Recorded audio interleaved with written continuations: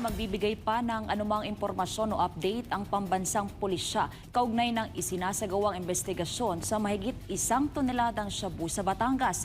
Iniiwasan raw kasing makompromiso ang nagpapatuloy na hot pursuit operation sa mga nasa likod ng nasabat na kontrabando. Narito ang balita ni Paul Montebon. Nagpaliwanag ang PNP kung bakit tila wala munang mapipiga ang publiko kaugnay sa mahalagang impormasyon na hawak nila kasunod ng pagkakasabat ng malaking bulto ng iligal na droga sa Batangas nitong nakaraang linggo.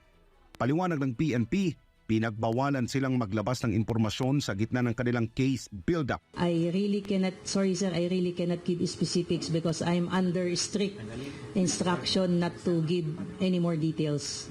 Yan na rin po ang utos po kasi ng mga prosecutor for us to refrain from giving too much information so as not to, again, compromise the ongoing case build-up.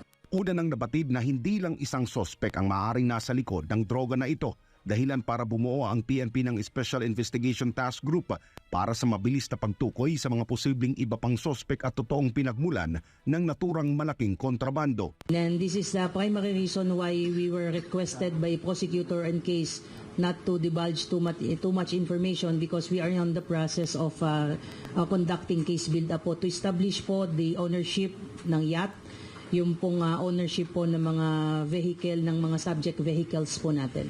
Si Zarate, ang driver ng photon van, sakay ng mahigit 1 toneladang shabu na galing di umano sa isang yate sa Nasugbu, Batangas. Sa pinakahuling impormasyon na ibinigay ng PNP, isang dating sundalo ng Estados Unidos si Zarate.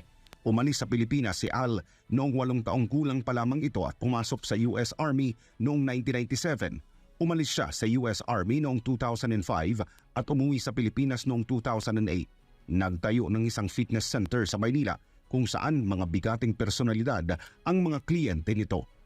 Para sa Diyos at sa Pilipinas kung mahal, nag-uulat Paul Montebon, SMNA News.